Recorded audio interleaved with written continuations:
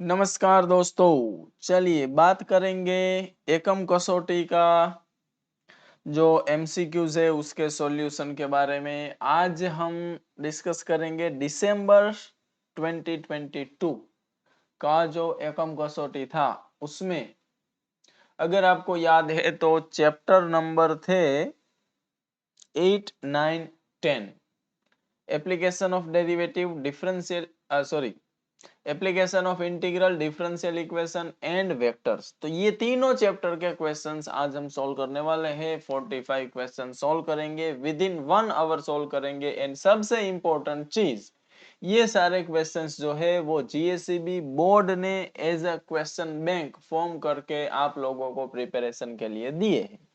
यहां से दो चीजें हमें समझ में आती है, एक कि क्वेश्चंस जो है उसका क्वालिटी बहुत ही अच्छा होगा, एंड दूसरी चीज एग्जाम पॉइंट ऑफ व्यू से ये सारे क्वेश्चंस बहुत ही इंपॉर्टेंट होंगे।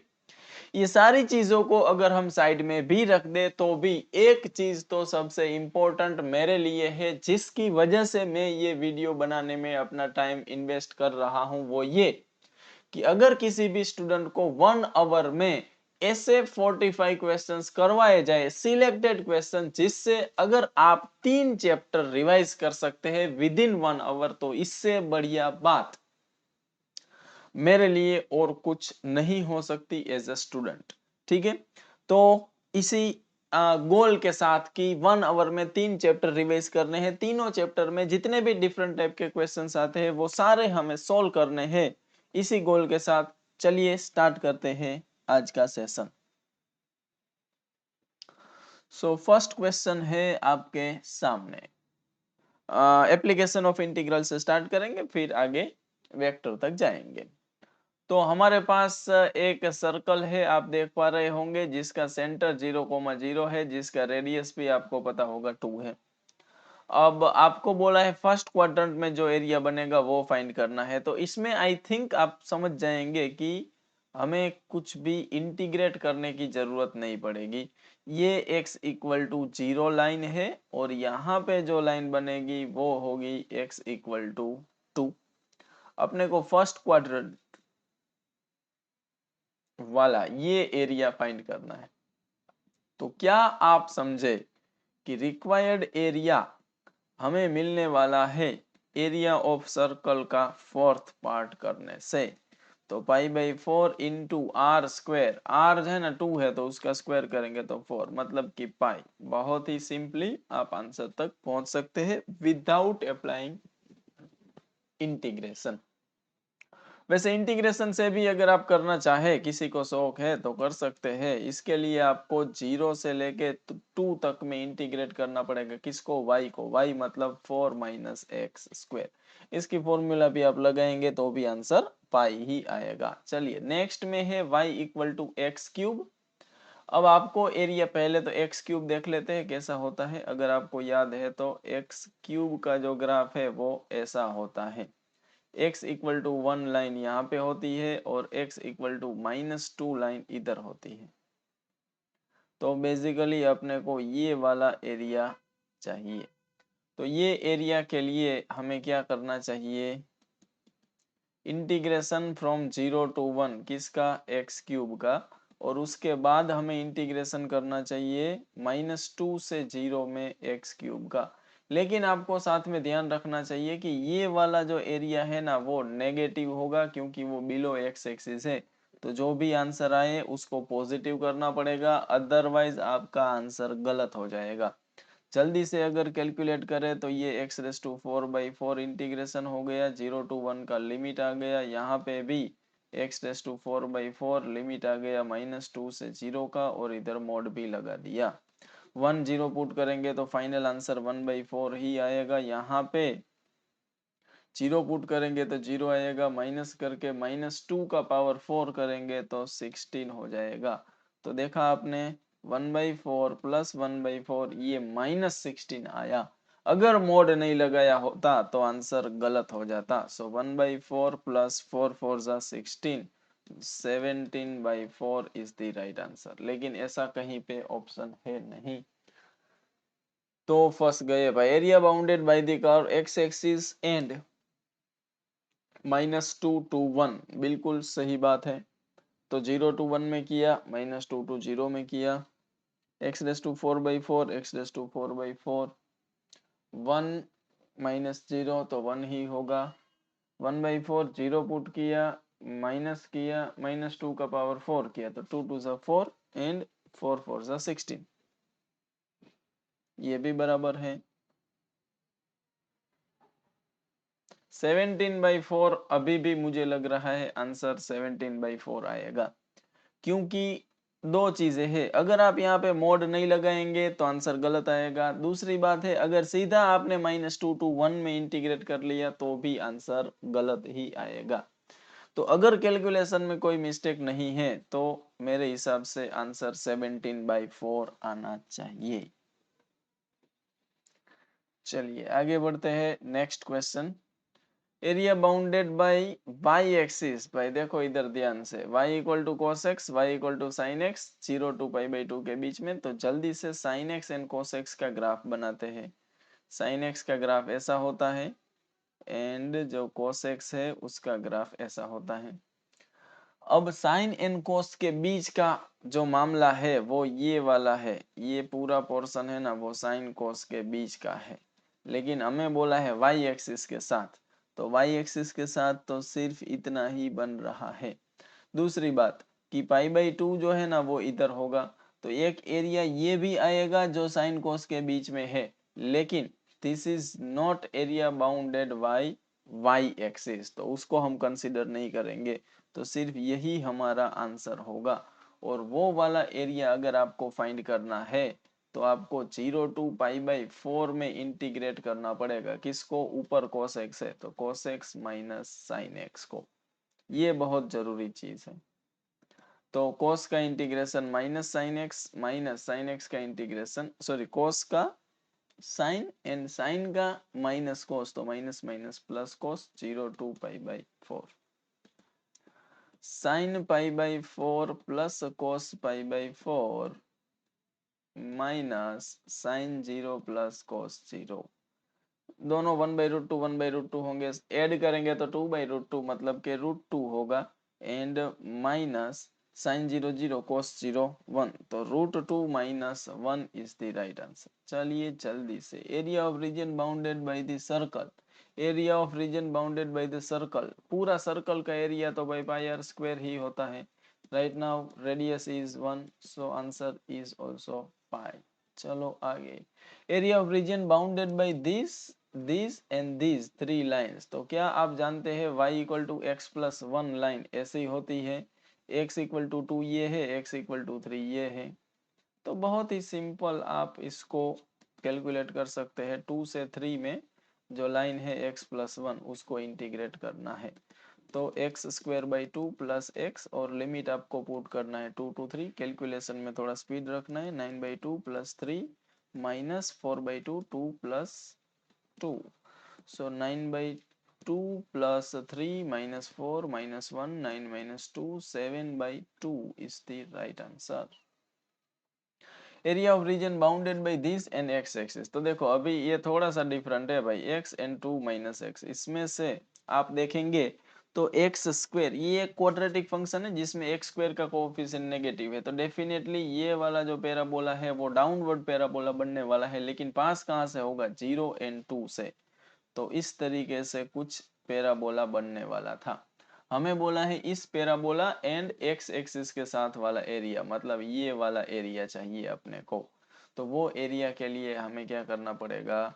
0 to 2 में पैराबोला मतलब 2x माइनस x² को सिंपली इंटीग्रेट करना पड़ेगा, तो x² minus x³ from 0 to 2, पहले 2 रखेंगे तो 4 माइनस 8/3 एंड बाद में 0 हो जाएगा सब कुछ, 4 3 12, 4/3 हमारा आंसर होगा। चलो, area of region bounded by this parabola x equal to 1 and x axis, तो y इक्वल टू 2x² है ना, वो y इक्वल टू x² के जैसा ही ग्राफ बनता है, x axis and x equal to 1, ये वाला एरिया चाहिए। तो बहुत सिंपल बात है, 0 to 1 में आप 2x² को इंटीग्रेट कर लो, तो 2/3x³ फ्रॉम 0 to 1 और 2/3 ही आपका आंसर होगा।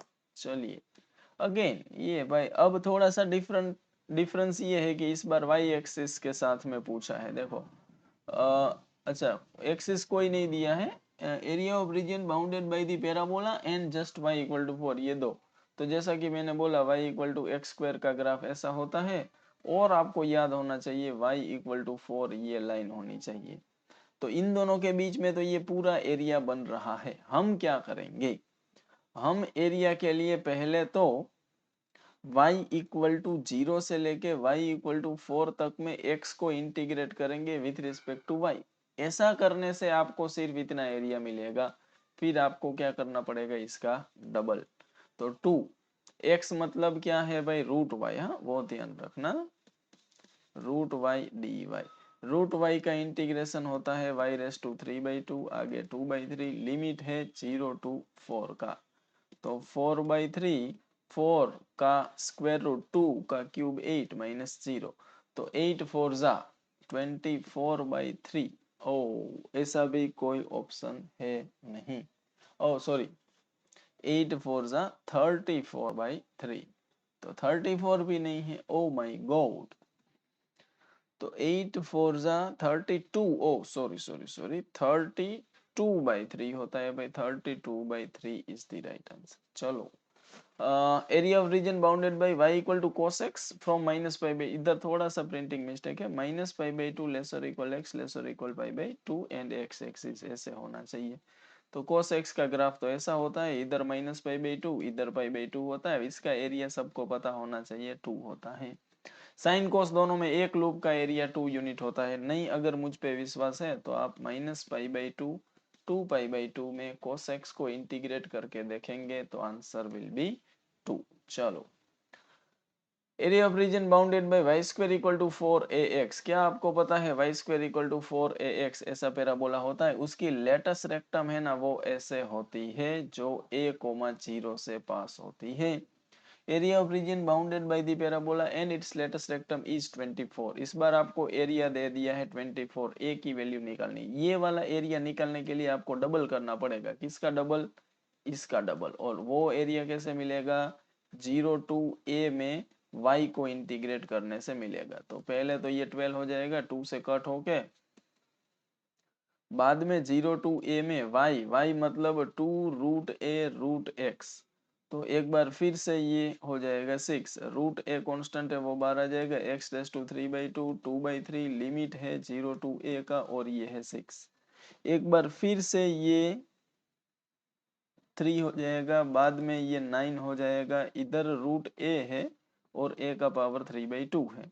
टोटल आप देखेंगे तो a का स्क्वायर इक्वल टू 9 है, so I think a equal to +or-3 होना चाहिए, क्योंकि ये वाला पैराबोला इधर भी बन सकता है। टेन थीटा 0 टू π/4, तो टेन थीटा भी तो आपको पता है उसका ग्राफ भी कुछ ऐसा ही होता है। और हमें 0 टू π/4 के बीच का अगर ये वाला एरिया फाइंड करना है तो एरिया के लिए अपने को 0 से लेके π/4 में 10x या 10 थीटा को थीटा के रिस्पेक्ट में इंटीग्रेट करना पड़ेगा, या फिर x दिया है ना तो इधर x होना चाहिए, तो फिर ये 10x मान लो और ये dx मान लो। 10x का इंटीग्रेशन आपको याद होगा log mod sec x होता है, और 0 टू π/4 में एरिया चाहिए, तो log sec π/4 minus log sec 0, sec π/4 1/√2 होता है एंड sec 0 1 होता है एंड log 1 0 होता है। सो log 1/√2 तो आंसर है नहीं, इसको हम log 2 का पावर -1/2 भी लिख सकते, तो -1/2 log 2 भी नहीं है। अब तो भाई सोचने वाली बात हो गई है। ओके ओके ओके, cos π/4 है ना वो 1/√2 होता है, यहाँ पे sec π/4 है, और sec π/4 आप जानते हैं √2 होता है, तो log √2 आंसर होगा, मतलब कि 1/2 log 2 is the correct answer. चलिए आगे, area of region by y square equal to 4ax and y equal to mx, इतना दिया है, then find the value of m।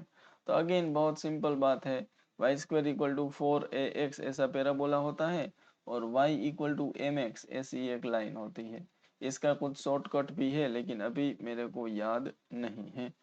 तो आपको इंटीग्रेशन स्टार्ट तो जीरो से करना है, लेकिन कहाँ तक करना है उसके लिए ये वैल्यू हमें x की चाहिए, उसके लिए दोनों को सॉल्व करेंगे, इक्वेशन 1 एंड 2 को। तो y की वैल्यू 1 में रखो तो m square x square minus 4ax equal to 0, x को कॉमन निकाला जा सकता है तो m square x minus 4a equal to 0, एक तो x 0 ऑलरेडी हमें पता है, दूसरा x है वो 4a बाई एम स्क्वायर है। तो एरिया जो हमें दिया है ना ए स्क्वायर बाई 3, वो फाइंड करने के लिए आपको 0 से लेके 4a बाई एम स्क्वायर तक किसको, पैराबोला, पैराबोला मतलब 2√a√x में से लाइन को माइनस करना पड़ेगा, मतलब कि mx dx, और ये ए स्क्वायर बाई 3 के इक्वल है। अब थोड़ा सा इधर प्रॉब्लम आपको सॉल्यूशन में आ सकता है, लेकिन धीरे धीरे इंटीग्रेट, चलो इंटीग्रेशन भी मैं कर देता हूँ, आपको सिर्फ लिमिट पुट करना होगा, 2√a x का पावर 3/2, आगे 2/3 minus m x square by 2, इधर आपको लिमिट पुट करना है 0 से लेके 4a बाई एम स्क्वायर तक, उसको a स्क्वायर बाई 3 के साथ कंपेयर करेंगे तो आपको m की वैल्यू मिल जाएगी, और दोनों side I think a square cut हो जाना चाहिए, तभी आपको m की वैल्यू मिलेगी। क्लियर, चलो आगे, area bounded by the ellipse, ये बोर्ड में जीएससीबी बोर्ड का पार्ट ए में एक बार क्वेश्चन आ चुका था, मैंने पेपर सॉल्व भी करवाया था और एक गलती भी कर दी थी। देखो जल्दबाजी में हमें पता तो होता है कि पाई ए बी होता है, लेकिन इसको ए स्क्वायर बी स्क्वायर नहीं लेना है क्योंकि यहाँ पे 1 नहीं है। देखो तो right now ellipse is x square by 16 plus y square by 64 equal to 1, ऐसा इलिप्स है। तो अभी आपके पास यहाँ से ये ए स्क्वायर है और ये बी स्क्वायर है, तो ए की वैल्यू होगी 4, बी की वैल्यू होगी 8 और फाइनल आंसर होगा 32 पाई। चलो यहाँ से डिफरेंशियल इक्वेशन स्टार्ट हो रहा है भाई। हमें पूछा है डिग्री, तो ऑर्डर एंड डिग्री, ऑर्डर इसका 2 है, डिग्री इसकी 3 होनी चाहिए थी, लेकिन ये देखो साइन के अंदर है ना तो नॉट डिफाइन होता है। ये बेसिक चीजें आपको पता होनी चाहिए, ऑर्डर डिग्री क्या होता है एंड डिग्री कब नॉट डिफाइन होता है। अगर नहीं पता है तो हमारे चैनल पे 12th क्लास का वन शॉट वीडियो का एक प्लेलिस्ट है जिसमें डिफरेंशियल इक्वेशन बहुत अच्छे से कंसेप्ट एंड क्वेश्चन के साथ करवाया हुआ है, उसको आप देख सकते हैं। चलिए, number of arbitrary constant in the general solution, भाई जनरल सॉल्यूशन जब आता है ना तो जितना ऑर्डर है उतने ही आर्बिट्ररी कांस्टेंट होते हैं, तो फोर्थ ऑर्डर का है तो 4 आर्बिट्ररी कांस्टेंट होंगे। अगेन पर्टिकुलर सॉल्यूशन है तो फिर ऑर्डर कोई भी हो, पर्टिकुलर सॉल्यूशन मतलब उसमें कोई भी आर्बिट्ररी कांस्टेंट नहीं होता है। Which of the following differential equation is general solution, तो इसका जनरल सॉल्यूशन अपने को फाइंड करना है। तो इसमें दो आर्बिट्ररी कांस्टेंट है C1 C2, तो दो बार इसको डिफरेंशिएट करेंगे तो डिफरेंशियल इक्वेशन मिल जाएगा। फर्स्ट डिफरेंशिएशन से हमें मिलेगा y dash equal to C1 e raise to x minus C2 e raise to minus x। एक और बार डेरिवेटिव करेंगे तो C1 e raise to x plus C2 e raise to minus x, तो y double dash right side में आप देखेंगे तो y बन चुका है, तो y double dash minus y equal to 0। इस जो ये जो सॉल्यूशन है ना वो ये डिफरेंशियल इक्वेशन का सॉल्यूशन है। चलिए y इक्वल टू x, इसका पर्टिकुलर सॉल्यूशन कौन सा है, तो इसमें भी y डैश 1 होगा, y डबल डैश 0 होगा, ये दो वैल्यूज आप पुट करिए, जिसमें सेटिस्फाई होगा वो हमारा आंसर होगा। तो 1 0 यहाँ से नहीं होगा, 1 0 यहाँ से भी नहीं होगा, 1 0 ये भी नहीं होगा, 1 0 ये भी नहीं होगा, तो आई थिंक ये एक्स वाई होना चाहिए। अगर ऐसा है तो ऑप्शन बी देखो, अगर मैं लेफ्ट हैंड साइड से स्टार्ट करूं तो y double dash minus x y dash plus x y, ऐसा है, ये 1 है और ये 0 है, तो मेरे पास आ गया अच्छा 1 प्लस एक्स वाई, ओहो हो सॉरी सॉरी, तो ये भी नहीं आ सकता है। चलिए और कोई ऑप्शन, यहाँ पे 1 रख दिया। मैं गलत कर रहा हूँ ना, चलो चलो चलो एक बार फिर से ट्राई करते हैं। हमारे पास है y इक्वल टू एक्स, तो y डैश 1 है और y डबल डैश 0 है, मैं उल्टा ले रहा था। तो ये 0 हो गया और y डैश है ना वो 1 हो गया। तो minus x plus x y करेंगे तो इधर कुछ समझ में नहीं आ रहा है, तो वो छोड़ते हैं अभी। y डबल डैश 0 ये 1, तो minus x plus x y भी 0 नहीं होता है। इधर 0 minus x square plus x y भी 0 नहीं होता है। ये 0 minus x square plus x y भी x नहीं होता है। मतलब कि ये कुछ कुछ कुछ गड़बड़ लग रहा है। इधर आप देखेंगे तो y माइनस 1 आ रहा है, तो इधर y माइनस 1 होना चाहिए, तो वो ऑप्शन करेक्ट होगा। समझ गए आप? चलिए आगे बढ़ते हैं, next question.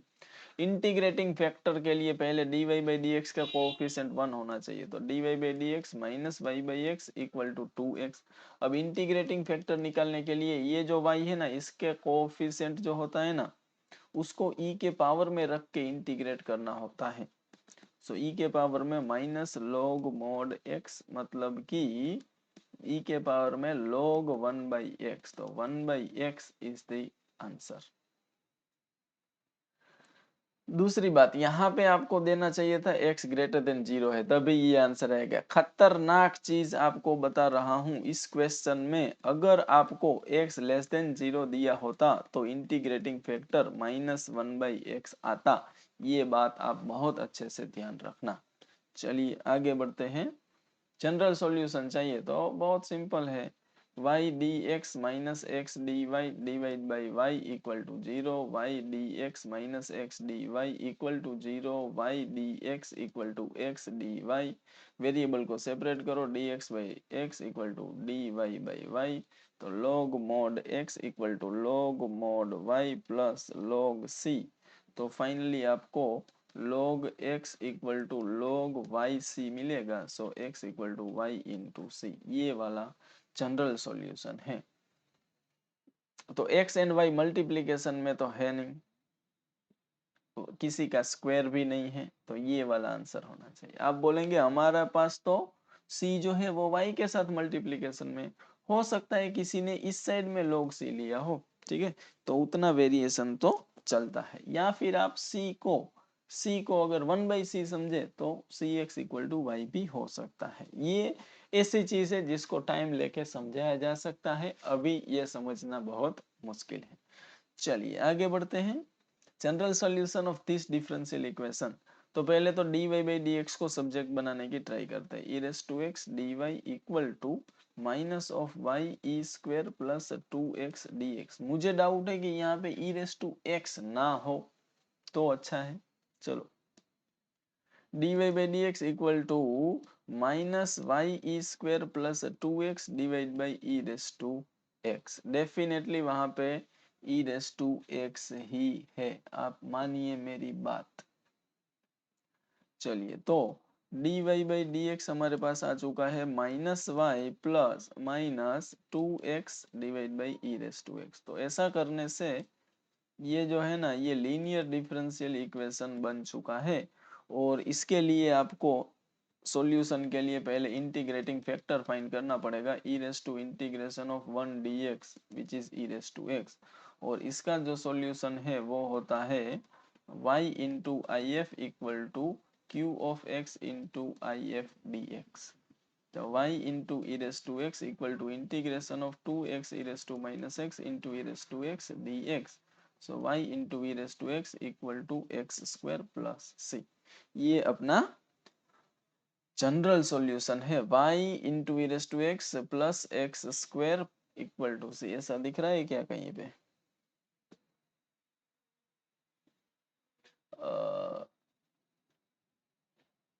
y into I F, हाँ ऐसा ही होना तो चाहिए। एक्स स्क्वायर हमारा माइनस आ रहा है, जो इसमें कहीं नहीं दिखा रहा है। आई थिंक जैसे यहाँ पे चेंज किया ना, वैसे ऑप्शंस में भी कुछ चेंज करना पड़ेगा। फाइनल आंसर मुझे लगता है ऐसा आएगा।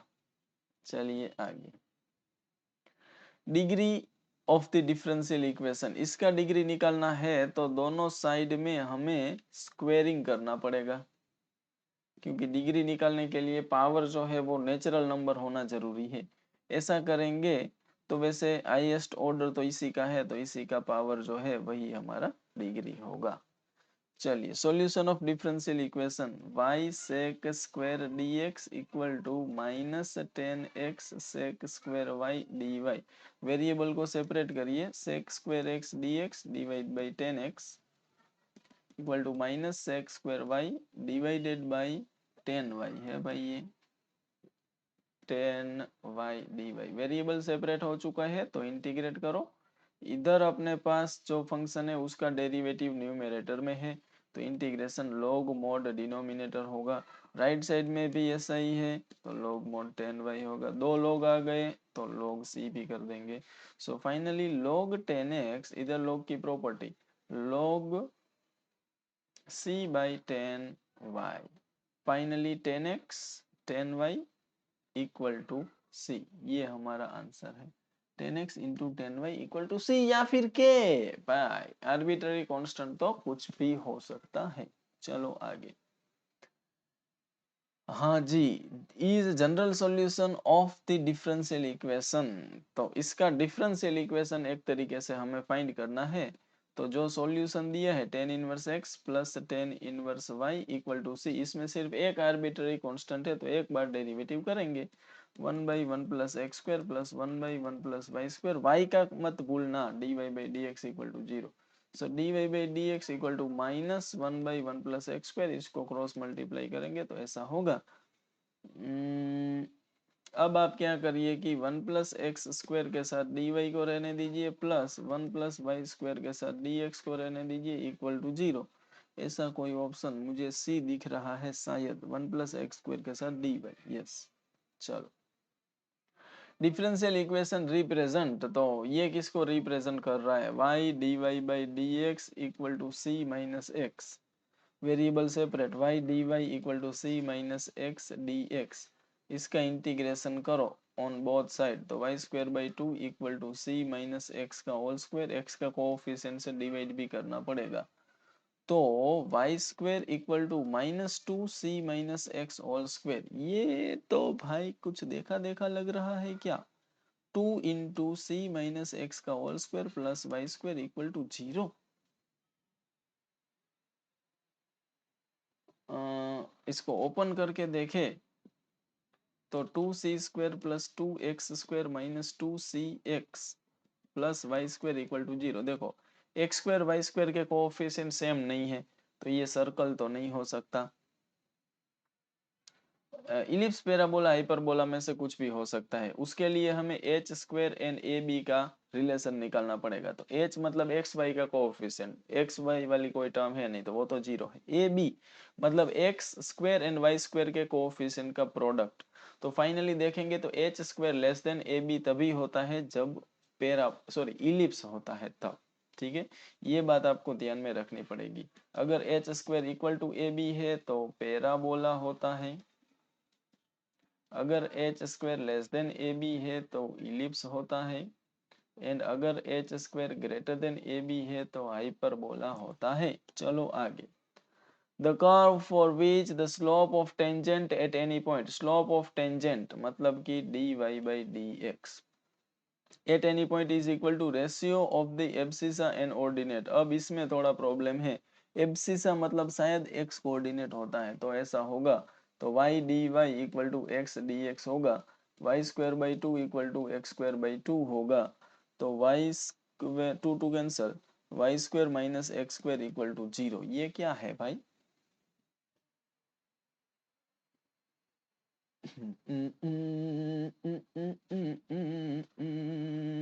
ये सर्कल तो नहीं है, ये इलिप्स भी नहीं है,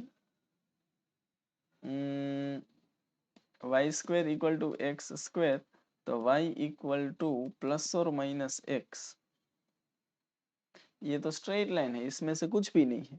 तो जैसा कि मुझे डाउट लग रहा था, कहीं ऐसा तो नहीं है ना कि एब्सिसा ऑर्डिनेट में हमने गलती की है। देखो ध्यान से, this is log y log x plus log c, तो y equal to c x, तब भी ये स्ट्रेट लाइन बनती। चलो अब बताओ, अभी भी ये स्ट्रेट लाइन बन रही है, तो इसमें मुझे सॉलिड कुछ डाउट लग रहा है। या फिर जैसा हमने सोचा था h square and a b से अगर देखे तो इधर से देखिए a and b, x square y square दोनों के कोएफिशिएंट 1 एंड -1 है, तो प्रोडक्ट -1 होगा और ये 0 है, तो फिर 0 इज ग्रेटर देन -1, तो इस हिसाब से देखे तो हाइपरबोला होना चाहिए। लेकिन इधर बोल रहे हैं रेक्टेंगुलर हाइपरबोला है, बिल्कुल सही, रेक्टेंगुलर हाइपरबोला भी इसको बोल सकते हैं, because right now a equal to b है, देखो आप ध्यान से। लेकिन हाइपरबोला के केस में आई थिंक इधर 0 नहीं होना चाहिए, ऐसा कुछ कुछ मुझे याद है। लेकिन फिर भी एक बार और श्योर होने के लिए इसका ग्राफ बनाए तो 0 0 के लिए तो 0 होगा, 1 1 के लिए भी होगा, -1 के लिए भी होगा, एक 1 है और एक -1 है, तो क्या होगा, ये वाला 1 और y -1 है, तो भी क्या है कि ये इक्वेशन सेटिस्फाई होगा। मतलब क्या आपको ऐसा लग रहा है कि ऐसा कोई कर्व बनेगा? बता पाना बहुत मुश्किल है, ये क्वेश्चन मैं आपके ऊपर छोड़ रहा हूँ। 90% ऐसा लग रहा है, देखो इलिप्स सर्कल एंड पैराबोला में से तो कोई नहीं है, वो फाइनल बात है, या तो ये रेक्टेंगुलर हाइपरबोला है या फिर स्ट्रेट लाइन। क्लियर? चलो आगे बढ़ते हैं, नेक्स्ट क्वेश्चन। तो एक स्टेटमेंट हमें दिया है a cos x plus b sin x, हमें इसका ये इसका डिफरेंशियल इक्वेशन फाइंड करना है। तो डेरिवेटिव करते हैं, दो आर्बिट्ररी कांस्टेंट है, तो -a sin x plus b cos x। एक और बार करते हैं, तो y double dash equal to -a cos x minus b sin x। अगर इसमें से माइनस कॉमन निकालूं तो ये a cos x plus b sin x है, जिसको हम y बोलते हैं, तो y double dash equal to -y, तो y double dash plus y equal to 0, ये वाला डिफरेंशियल इक्वेशन है। चलिए यहां से वेक्टर के क्वेश्चंस स्टार्ट हो रहे हैं भाई।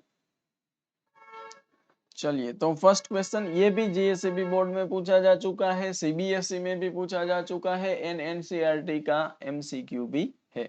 तो हमें बोला है A is non zero vector of magnitude A, तो वेक्टर ए जो है ना उसका मैग्नीट्यूड है A, lambda is scalar quantity, lambda A is unit vector, तो लेमड़ा ए अगर यूनिट वेक्टर है ना तो इसका मैग्नीट्यूड होगा 1, तो इसको हम ऐसे लिख सकते हैं। अब ये जो है ना इसको बोलते हैं वेक्टर ए का मैग्नीट्यूड, जो ए है ऐसा हमें दिया है। अब हमें क्या पूछा है भाई, अच्छा ऐसा कब होगा, तो ए इक्वल टू मॉड लेम 1/mod लेमड़ा, ये रहा ऑप्शन डी। चलो आगे, ए बी दोनों के मैग्नीट्यूड दिए हैं, ए क्रॉस बी जो है ना वो यूनिट वेक्टर है, मतलब ए क्रॉस बी का मैग्नीट्यूड 1 है, तो हमें एंगल फाइंड करना है, तो ये तो आपको पता होगा ए बी साइन थीटा के इक्वल होता है, this is 3, this is √2/3 and sine theta, तो पता चल गया क्या, π/4 आंसर है, क्योंकि साइन थीटा हमारे पास 1/√2 आ रहा है, तो थीटा π/4 होना चाहिए।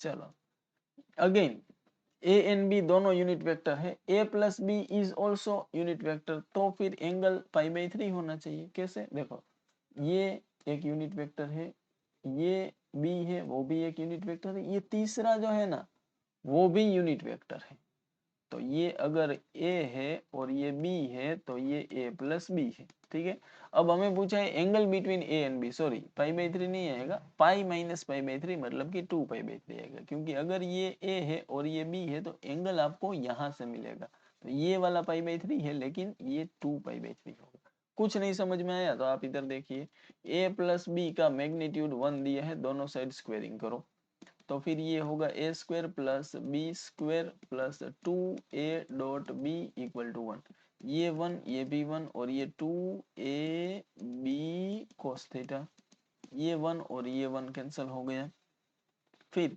ये भी 1 ये भी 1 और cos थीटा हो गया -1/2। सोचो एंगल बिटवीन टू वेक्टर्स है ना वो 0 to पाई के बीच में ही हो सकता है, तो थीटा 2π/3 एक ही ऐसा, वैसे चार ऑप्शन में से एक ही ऐसा ऑप्शन है जिसमें कोस की वैल्यू -1/2 आती है। चलो आगे, ये बहुत ही जबरदस्त क्वेश्चन, बहुत बार इनफाइनाइट टाइम्स ये बोर्ड एंड गुड सेट में पूछा जा चुका है, सो वॉच इट केयरफुली।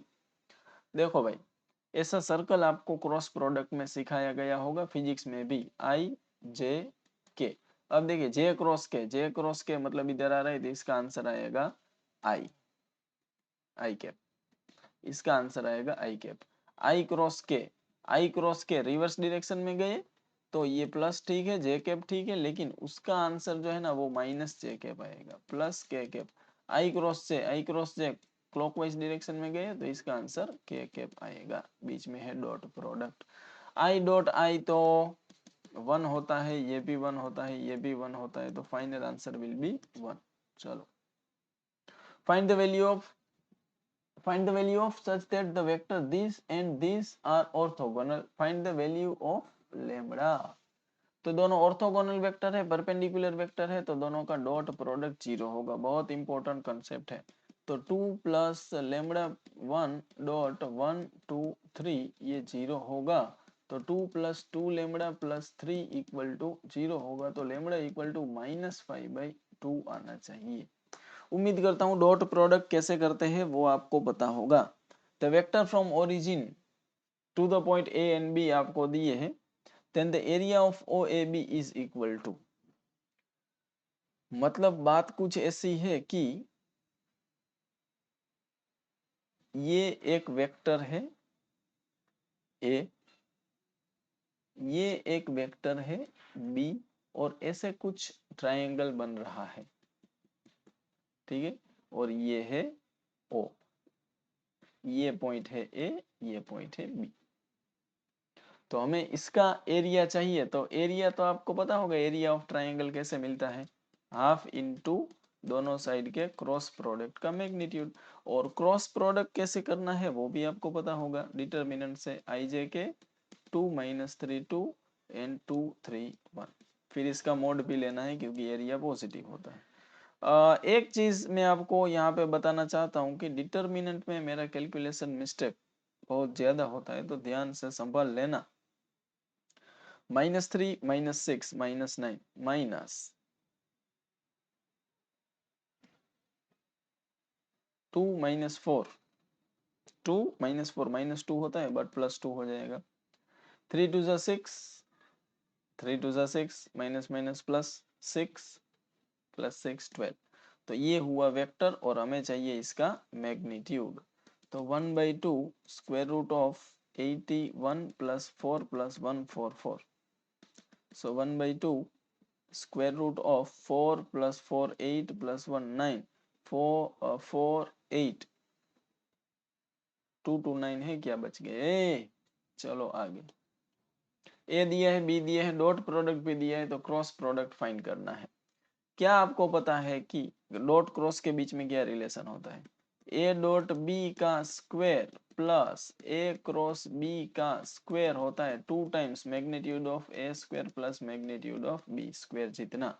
तो ये 144 हो गया, ये हमें फाइंड करना है, और ये हो गया 100 + 2 2 4 है। ऐसा कैसे, 104 का डबल 208 में से 144 गया तो कितना बचेगा,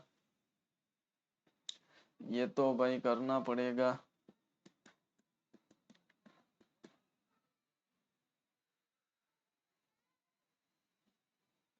208 - 144 64 आता है भाई। तो अगर आप स्क्वायर रूट निकालेंगे तो आंसर होगा 8, जो कि ऑप्शन में है नहीं। चलिए, आई थिंक मुझे लगता है कि मैंने जो आइडेंटिटी लगाई ना उसमें कुछ गड़बड़ लग रहा है। देखो, ए डॉट बी का square plus a cross b का स्क्वायर इक्वल टू ये ए बी कोस थीटा इसका स्क्वायर होगा, प्लस ये ए बी साइन थीटा, और ये उसका स्क्वायर। तो फाइनली अगर मैं ए स्क्वायर बी स्क्वायर कॉमन निकालूं तो cos स्क्वायर साइन स्क्वायर 1 हो जाएगा। अच्छा, ऐसा होना चाहिए। तो अब सारी वैल्यू पुट करो, इधर ए डॉट बी का square 144 plus a cross B के मैग्नीट्यूड का स्क्वायर और इसका स्क्वायर है 100 और इसका स्क्वायर है 4, तो ये 400 माइनस 144। अब वापस 400 माइनस 144 करे तो 256 आ रहा है भाई। और ये किसका 256 का स्क्वायर रूट कितना होता है 16, तो ये हमारा आंसर होगा। चलो आगे, ये एंड ये तीन वेक्टर हमें दिए, कोप्लानर है भाई। एक वेक्टर में नाम दे देता हूँ ये लेमड़ा 1 2, दूसरा वेक्टर है b which is 1 lambda minus 1, तीसरा वेक्टर है सी 2 माइनस 1 लेमड़ा। अब देखो कोई भी तीन वेक्टर है ना वो कोप्लानर तभी हो सकते हैं जब उसका बॉक्स प्रोडक्ट, मतलब कि बी क्रॉस सी करूं तो दोनों को परपेंडिकुलर वेक्टर मिलेगा, तो वो ए को भी परपेंडिकुलर होगा तो उसका डॉट प्रोडक्ट जीरो होगा, मतलब कि ये बॉक्स प्रोडक्ट जीरो होगा। मतलब कि determinant lambda 1 2 1 lambda minus 1 2 minus 1 lambda equal to 0। चलिए एक बार फिर से रिस्क लेते हैं। डिटर्मिनेंट में lambda into lambda square minus one lambda plus two minus two lambda equal to 0। So lambda cube minus lambda minus two minus 4 lambda equal to 0। चलो चलो चलो चलो, तो फाइनली हमें मिला है lambda cube 4 5 6 minus 6 lambda minus 4 equal to 0। चलो अब ऑप्शंस पे ही डिपेंड करना पड़ेगा। 0 तो नहीं आएगा, 1 1 1 भी नहीं आएगा, -1 भी नहीं आएगा। अरे बाप रे, लास्ट ऑप्शन बचा है 2 -8 +12 -4। चलो चलो चलो, -2 is the right answer. A B C are unit vectors, A plus B plus C 0 है भाई, ये बहुत फेमस क्वेश्चन है। A plus B plus C 0 है तो इसका मैग्नीट्यूड भी 0 रहेगा, इसका स्क्वायर भी 0 रहेगा, और इसका स्क्वायर होता है A square plus B square plus C square plus 2 A dot B plus B dot C plus A dot C, और ये है 0। तीनों यूनिट वेक्टर है तो ये 1 1 1 का स्क्वायर भी 1 1 1 का सम हो जाएगा 3 + 2, ये ब्रैकेट इक्वल टू 0, तो ब्रैकेट हमारे पास आ जाएगा -3/2। और इधर क्वेश्चन पूछने में थोड़ी सी गड़बड़ है। देखो क्वेश्चन में हमें ये पूछा है a dot B plus B dot C plus A dot c, इसकी वैल्यू फाइंड करो, और ये आएगी -3/2। A dot b b dot C plus A dot c, ये पूछा है।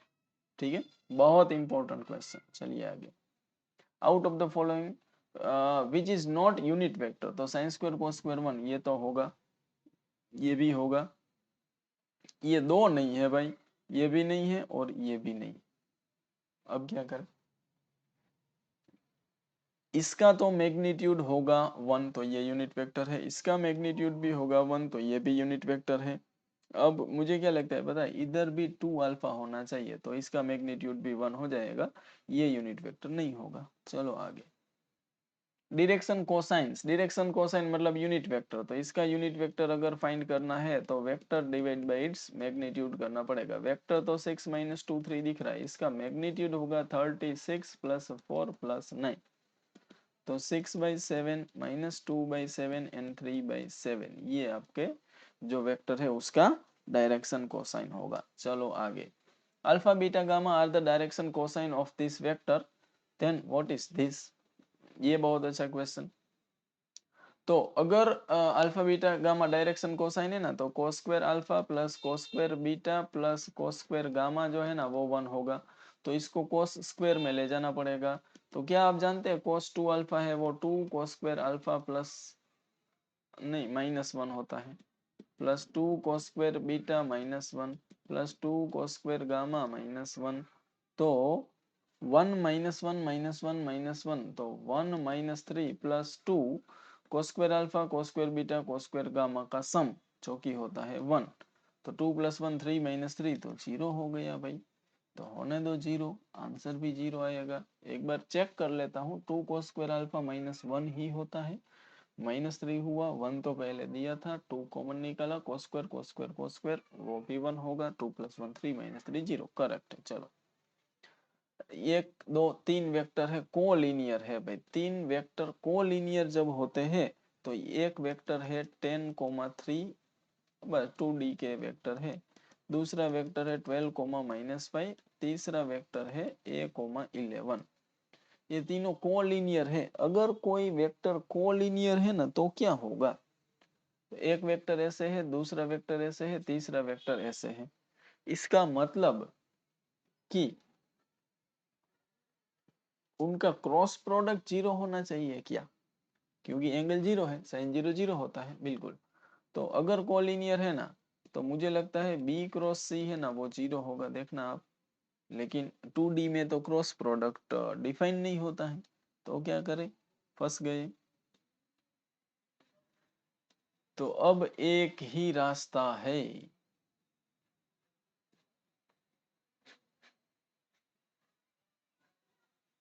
और वो मैं नहीं करूंगा, वो आपको करना पड़ेगा। क्या, सबसे पहले मैग्नीट्यूड ऑफ ए निकालो तो वो होगा 109। फिर इसका मैग्नीट्यूड निकालो तो वो होगा 144 + 25, मतलब कि 169 होगा क्या, 9, यस। फिर इसका मैग्नीट्यूड निकालो तो वो होगा a² + 121। और इसके बाद भी तो बताना मुश्किल है भाई।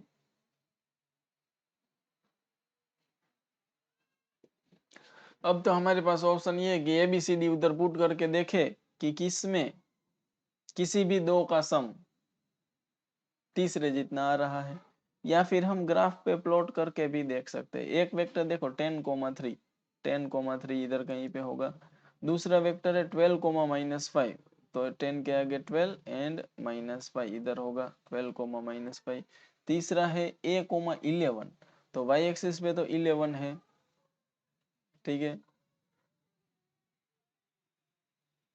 तो ये वैल्यू इधर कहीं पे होनी चाहिए, मतलब -8 तो नहीं आ सकता, ठीक है।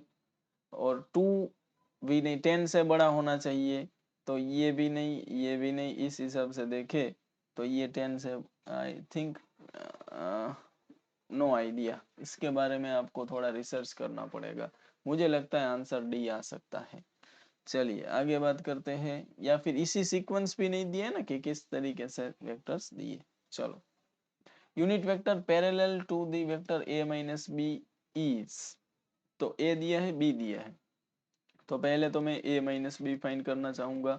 1 2 -3 -2 -4 -9, तो 1 + 2 3, 2 + 4 6, 3 + 9, ओ माय गॉड, -3 प्लस, फिर से 1 + 2 3, 2 + 4 6, -3 + 9, तो 9 में से 3 जाएगा तो 6।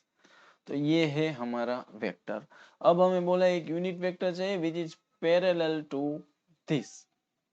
पैरेलल टू दिस में तो क्या, पहले तो इसका ही a-b जो है ना उसी का यूनिट वेक्टर निकालो, 3 6 6 डिवाइडेड बाय, या फिर एक काम करते हैं, इसमें से मैं 3 को पहले कॉमन निकाल लेता हूं।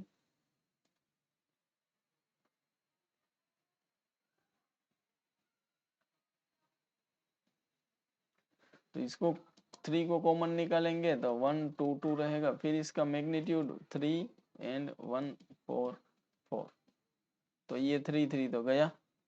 सो 1 2 2 4 4 8 9 3 3 3, इसके साथ कोई भी कांस्टेंट मल्टीप्लिकेशन में हो सकते हैं, क्योंकि हमें उसको पैरेलल बोला है। मैग्नीट्यूड कुछ भी हो सकता है और वो प्लस माइनस भी हो सकता है। तो इस रेशियो में कौन सा है, तो ये एक तो मुझे आंसर दिख रहा है 1/3 1/3 2/3 2/3 2/3, ओ माय गॉड, वो भी दिख रहा है।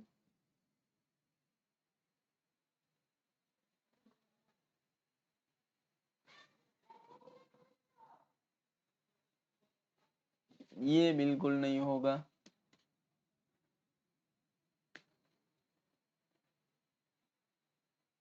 यूनिट वेक्टर भी होना चाहिए ना भाई। तो मतलब कि इसका मैग्नीट्यूड जब निकाले ना तो वो 1 भी आना चाहिए। तो यहाँ से के की वैल्यू मिल जाएगी। चलो तो मॉड के एंड तो के तो 1 ही होगा प्लस माइनस। तो एग्जैक्टली ऐसा होना चाहिए 1/3 2/3 2/3 1/3 2/3 2/3। यस ये अपना आंसर है, बाकी सब छोड़ो। बाकी किसी का मैग्नीट्यूड 1 नहीं आया। क्लियर। चलो आगे। these and these are perpendicular to each other। पर ये बहुत इंटरेस्टिंग क्वेश्चन है। हाँ भाई, अगर ये वेक्टर ए है और ये बी है और दोनों परपेंडिकुलर है ना तो ए डॉट बी 0 होगा, ये याद रखना। 3 4 9 का डॉट प्रोडक्ट ए माइनस 3 1 के साथ, तो 3a minus 12 plus 9 equal to 0। 3a minus 3 equal to 0, तो a इक्वल टू 1। 1 जब होगा ना तो परपेंडिकुलर होगा भाई। चलो प्रोजेक्शन ऑफ द वेक्टर, ये बहुत जरूरी है भाई। किसी भी, ये ए है और ये बी है तो इसको ऐसे रिप्रेजेंट करते हैं। कैसे?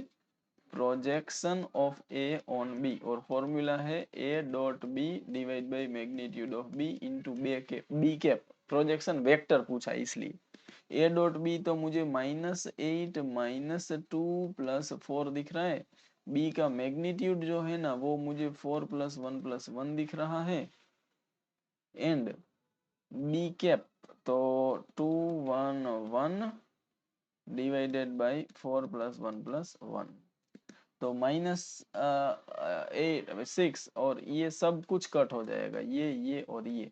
तो 2 1 1 आंसर होना चाहिए। 2 1 1 2 1 1 ये हो सकता है क्योंकि सबको माइनस से जस्ट मल्टीप्लाई किया है।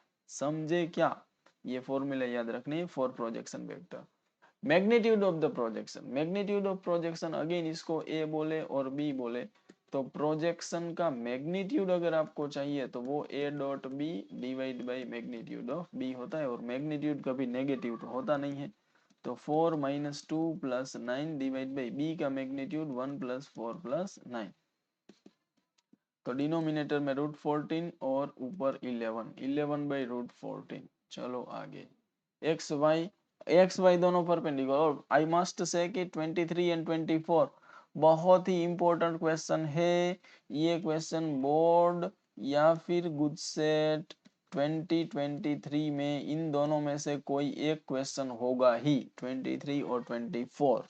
ध्यान से देख लेना। चलिए, एक्स वाई परपेंडिकुलर है तो एक्स डॉट वाई 0 होगा, इतना हमें पता चल चुका है। दूसरी बात, एक्स माइनस वाई का मैग्नीट्यूड अपने को फाइंड करना है, इसको हम एज्यूम कर लेते हैं p, दोनों साइड स्क्वेयरिंग कर लेते हैं। तो इधर x square plus y square minus 2x dot y equal to p square होगा, ये हो गया 0।